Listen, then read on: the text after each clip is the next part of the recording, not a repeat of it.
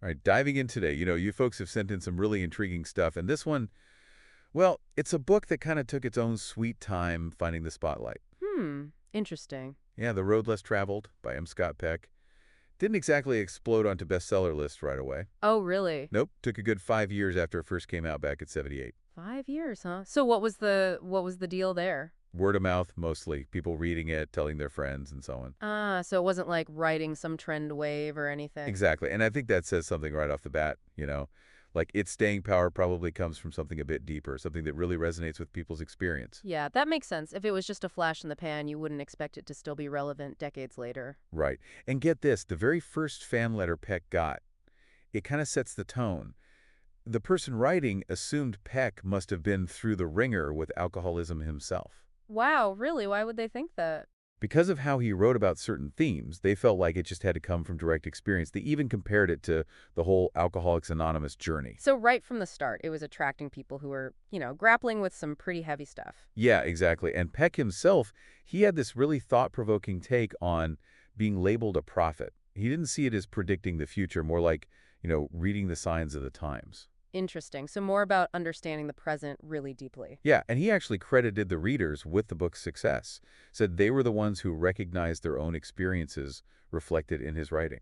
So it was like a collaborative effort almost. The book provided a framework and the readers filled it with their own lives. Exactly. And we can't forget Phyllis Theroux. Pure chance, Peck says. She got an early copy and wrote this one incredibly impactful review. Shows how powerful a single voice can be. So a bit of luck involved, but also her ability to recognize something meaningful? Totally. So that's the backdrop, this book's unique journey. And what we're going to do today, our mission, is to dig into the core of it. Specifically, that central idea, life is a series of problems. Okay, sounds like a fun afternoon. Right. But we're going beyond just acknowledging that. We're going to explore how we approach those problems, the tools Peck says we have, aiming to give you some real takeaways, some aha moments. I like it. So more than just life is tough. It's like, okay, life is tough. Now what? Exactly. All right, let's start with this. Problems and pain. Peck's argument is that what makes life hard isn't the problems themselves, but the pain that comes with them. Okay, I can see that. He lists all these emotional pains, right? Frustration, grief, sadness, loneliness, you name it, all the heavy hitters. Yeah, the stuff we try to avoid. He even says these emotional wounds, they can hit harder than physical pain sometimes. And it's these feelings that make us label something as a problem. So we can't really separate the problem from the emotional experience. Right. But here's the twist. He says meaning in life is found through dealing with those very problems, solving them. Whoa. Okay, that's a different perspective. Yeah, he calls problems the cutting edge, the thing that separates success from failure. And they force us to develop courage, wisdom. Like we don't grow by sitting in a comfy chair all day. Exactly. Even in education, right? We give students problems to solve to help them learn. Yeah, that's true. We don't just hand them the answers. He even quotes Benjamin Franklin, those things that hurt instruct. Powerful quote. So Peck's encouraging us not to run from problems, but to see the pain they bring as a chance to grow, to evolve. That's a real mind shift, from avoiding pain to welcoming it as a teacher. Totally. Now, if problems are kind of unavoidable and even good for us in a way, what do we need to tackle them? Yeah, good question. Discipline. That's his answer. The core set of tools for solving life's problems. Discipline, huh? Seems pretty straightforward. He's very clear. Our ability to solve problems is directly tied to how disciplined we are. No discipline, no solutions. So it's not just about willpower, it's like a fundamental skill set. Right. And the tools themselves, they aren't complicated. Delaying gratification, taking responsibility, being dedicated to the truth, and balance. Interesting. So these are things we often teach children, right? Exactly. He points out that even little kids get these concepts intuitively. But then you have powerful leaders who stumble because they don't apply them. Yeah. Knowing something and actually using it, two different things. Absolutely. And these tools, they don't let you bypass the pain. They involve confronting it head on. Okay, I see where this is going. So where does love fit into all of this? That's the next piece. Love is the driving force, the will that pushes us to use these tools. Love as the fuel for discipline. That's an interesting concept. He says, think about it. When we love something, we naturally invest in it, whether it's a car, a garden, or our kids. Yeah, I mean, you take care of what you love, right? And he specifically talks about parental love, consistent care in childhood.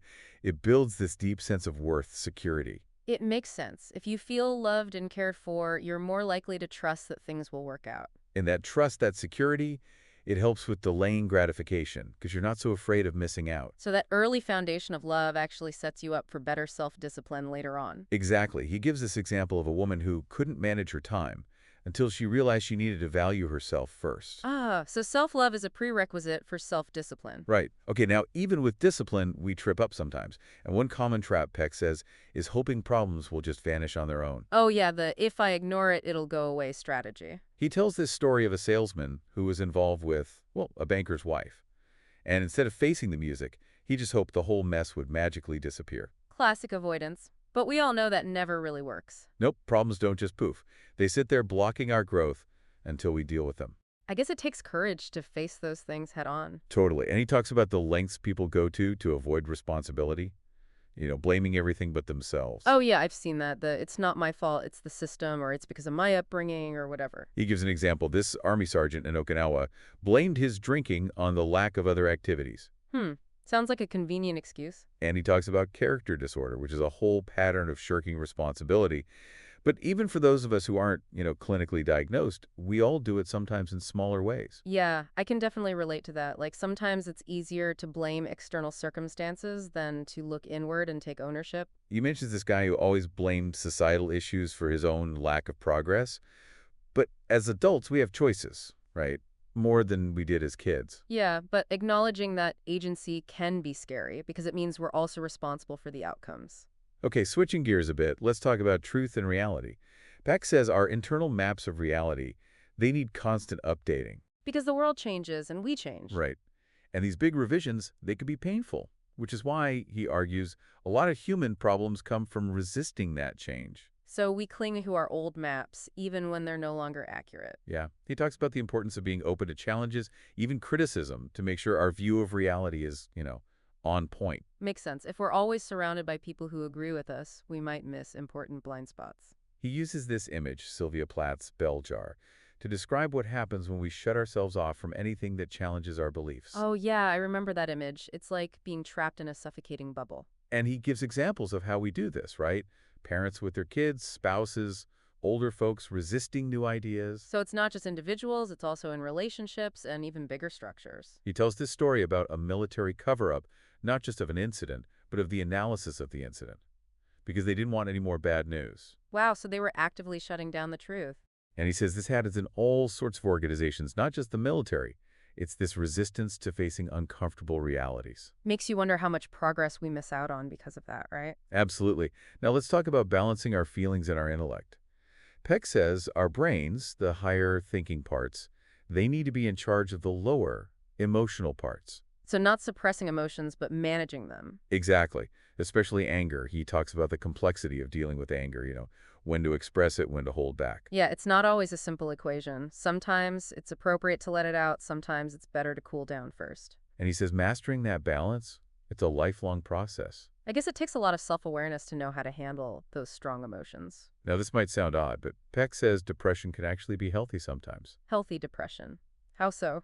He sees it as a signal from our unconscious, saying something's outdated, something needs to change, like a whole way of being. So it's not just a negative state, it's a call to action. Right. He even says the unconscious could be ahead of us consciously in recognizing this need for change. Interesting. Like deep down, we know something needs to shift, but we haven't fully grasped it yet. And this leads to his ideas of renunciation and rebirth. He says real growth often involves letting go of old ideas, old selves even. Like shedding a skin that no longer fits. He mentions T.S. Eliot's poem, Journey of the Magi.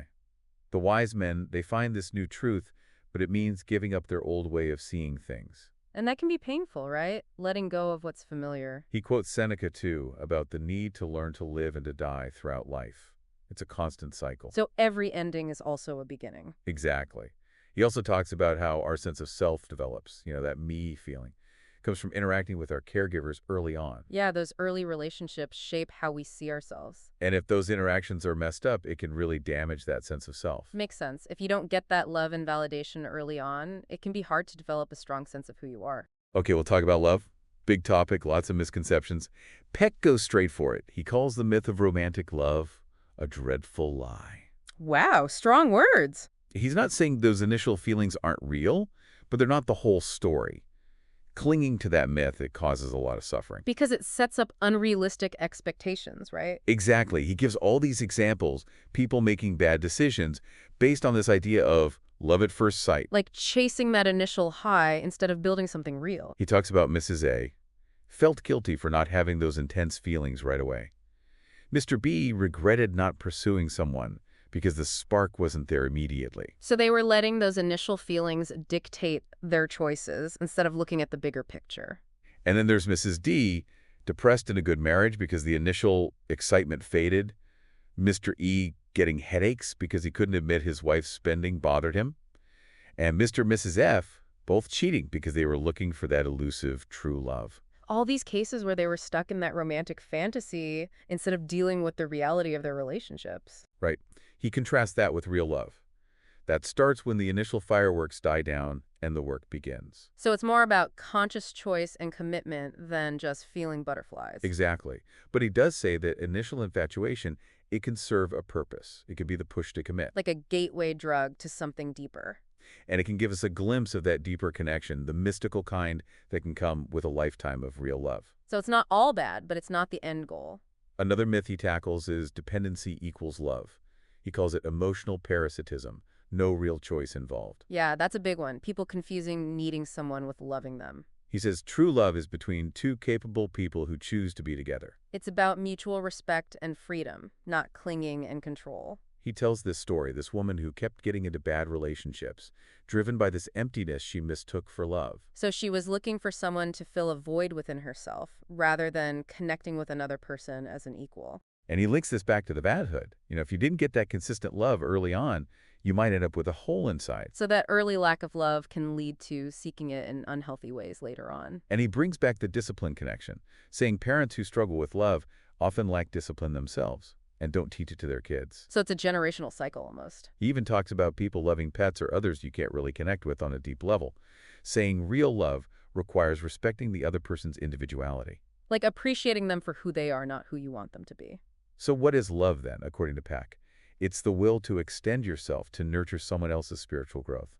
So it's an action, a choice, not just a feeling. Exactly. And he says that loving actions can happen even without those warm, fuzzy feelings. And sometimes loving feelings need to be held back. Like sometimes tough love is the most loving thing you can do. He talks about listening, being truly present as a huge act of love. Tells this story about attending a lecture, realizing most people weren't really listening. Yeah, we often think about listening, but are we really absorbing what's being said? He says true listening takes energy, setting aside your own stuff, giving your full attention. It's a skill you can develop, but it takes effort. And he emphasizes how powerful it is for the speaker to feel truly heard. Even seasoned therapists, he says, have to work at it. It's like a validation of their existence, that someone cares enough to really listen. Okay, let's talk about risk. Peck says cathexis, which is basically investing emotional energy, is essential for love. You have to put your heart on the line, so to speak. But that always brings the possibility of loss, of rejection. Yeah, the more you care, the more it hurts if things go wrong. He says trying to avoid that risk altogether, it's like living half a life. Because you're shutting yourself off from the full range of human experience, both the good and the bad. He uses an example from therapy, a patient named Rachel. Her breakthrough came when she realized she was worthy of her therapist's commitment. So she had to overcome her own self-doubt and trust in the relationship. And he links this to the risk of self-confrontation, the willingness to change, which is also necessary for growth. Facing our own shadows can be scary, but it's also where the real transformation happens. He gives examples of people taking big leaps, a wayman asking a woman out, a dependent wife asserting her independence. Those are huge steps, going against their ingrained patterns. And he says therapists need to take risks too, stepping outside their roles for the patient's sake. So it's a two-way street, both people growing and changing together. He applies this to parenting too. Parents who are willing to change along with their kids, they stay relevant, they keep growing. Yeah, if you're stuck in your ways, you risk becoming disconnected from your kids and from life itself. Now let's talk about confrontation. Peck says real love respects the other person's individuality. So criticism shouldn't be thrown around lightly. But sometimes, one person does have more wisdom, and there's an obligation to offer guidance. That's a tough balance, knowing when to speak up and when to hold back. He says self-examination is key, knowing your own motivations and being mindful of the other person's capacity. Because sometimes, even if our intentions are good, we might not be the right person to deliver the message. And self-discipline, he clarifies, it's not about suppressing feelings, it's about managing them. finding that middle ground between letting emotions run wild and bottling them up completely. He uses this analogy of a slave owner needing to control the slaves without crushing them. So it's about finding a balance, not letting emotions rule us, but also not denying them. He talks about the chaos of no discipline and the shutdown that comes with too much control. It's a constant balancing act. Yeah, like walking a tightrope. He introduces this idea love is separateness. Uses the example of Mrs. X. She was so wrapped up in her own sorrow she couldn't see her daughter's progress. So her own ego was blocking her from truly loving her daughter. He says this desire for fusion, for merging completely, it can be suffocating. Like losing yourself in the other person instead of allowing both individuals to thrive. He talks about marriage as a cooperative institution, nurturing each person's individual growth. So it's not about becoming one, it's about supporting each other's journeys. Well, this was a radical idea back then, but Peck says successful psychotherapy, it's fundamentally an act of love. That's beautiful. It's seeing therapy not just as a technical process, but as a human connection. And he flips it, asking if psychotherapy is loving, shouldn't love be psychotherapeutic? So, not just in a clinical setting, but in all our relationships. He says we have a duty to help our loved ones grow, just like we would a patient. It's about being willing to challenge each other and support each other's growth. He shares his own shift from wanting admiration to valuing constructive criticism. It's like recognizing that sometimes the most loving thing you can do is point out someone's blind spots. And he emphasizes that doing this with loved ones, it takes the same effort and discipline as professional therapy. Because it's not always easy to have those tough conversations, but they can be so valuable. He also admits there's still a lot of mystery around love. Why some people who had loveless childhoods become loving adults. Yeah, some things we just can't fully explain. And why some people, even with therapy, struggle to connect. These are big questions. The human heart is a complex thing. Okay, let's look at how our worldviews develop. He uses a patient, Stuart. His depression was tied to his belief in a punishing God. So his religious beliefs were actually contributing to his suffering. He talks about the influence of culture, parents, personal experiences, all shaping how we see the world. And those influences can be positive or negative depending on what we're exposed to. He mentions a study of US-USSR negotiations, how different assumptions led to misunderstandings. So our individual worldviews can create barriers to communication and understanding. He emphasizes the importance of questioning our beliefs, seeking out different perspectives. Like constantly challenging our own assumptions and being open to learning from others. He quotes Alan Jones, saying the path to holiness is through questioning everything.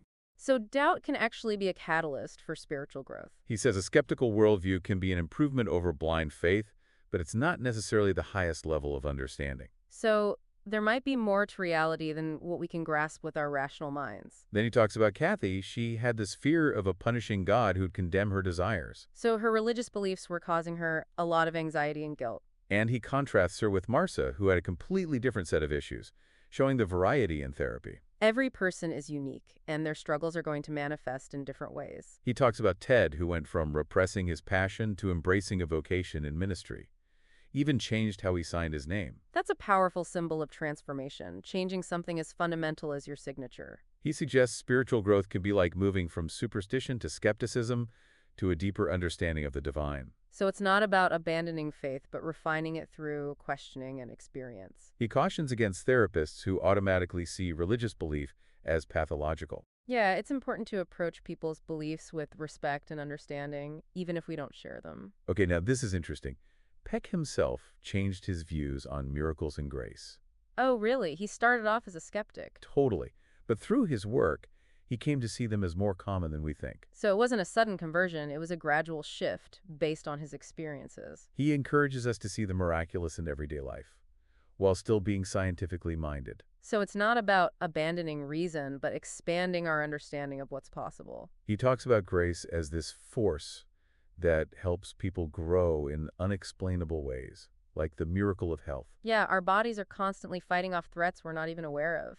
He gives this example of a young man who overcame incredible odds to succeed. So it's like there was something more at play than just his own efforts. He talks about the miracle of the unconscious, how it holds so much wisdom we haven't tapped into yet. And that's where things like dream and therapy can help us access those hidden depths. He uses dream examples, the chest of drawers, the unsigned check, the sister-in-law slip, all revealing hidden truths. So our dreams can be like messages from our unconscious, trying to guide us. He connects all these miracles to grace, this force outside our will that supports our growth. It's like a benevolent force in the universe, working behind the scenes. He even sees evolution as a miracle, defying the second law of thermodynamics. Yeah, the universe tends towards disorder, but life is constantly becoming more complex and organized. And he links this to spiritual growth, saying it's effortful, going against our natural laziness, which he compares to entropy. So we have to actively work against our tendency to stay stuck in our comfort zones. He says laziness is the main obstacle to growth, showing up as avoiding suffering and unwillingness to extend ourselves in love. So it's not just physical laziness, it's also a spiritual laziness, a resistance to change. He even connects it to original sin and the sick self, and defines evil as clinging to that sickness and destroying others to protect it. So evil is not just about doing bad things, it's about a fundamental resistance to growth and love. He then talks about the evolution of consciousness, this idea of a God within. Like a divine spark that's part of our very being. He says the unconscious holds knowledge we haven't consciously learned, suggesting a connection to something bigger than ourselves. So we're not just isolated individuals, we're part of a larger consciousness. He says greater awareness brings greater responsibility, using the example of a general making tough decisions. Yeah, the more you know, the heavier the burden of choice. He even suggests omniscience wouldn't make things easier, it would make them harder. Because you'd see all the possibilities and consequences, which could be overwhelming. He connects the will to grow with love, saying truly loving people are always growing. So love and growth are intertwined. And he suggests this will to grow might explain why some people overcome difficult childhoods to become loving. It's like an inner drive that pushes them towards wholeness. He talks about resistance to grace, the fear of greater power and responsibility. Like sometimes we're afraid of our own potential, so we sabotage ourselves. He says the ultimate call of grace is to become peers with God,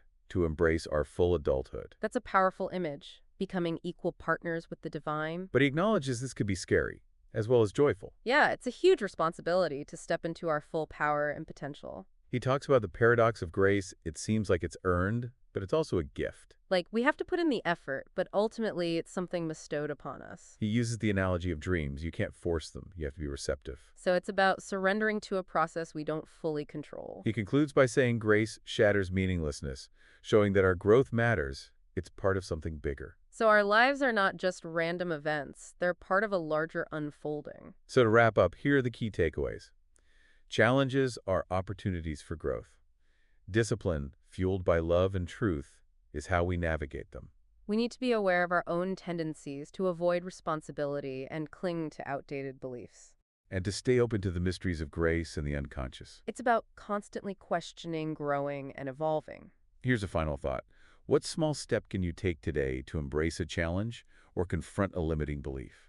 Keep exploring these ideas. The journey never really ends, does it? Nope. But the journey itself is what makes life meaningful. I like that. Thanks for diving deep with me today. Absolutely. Always a pleasure. Until next time. See ya.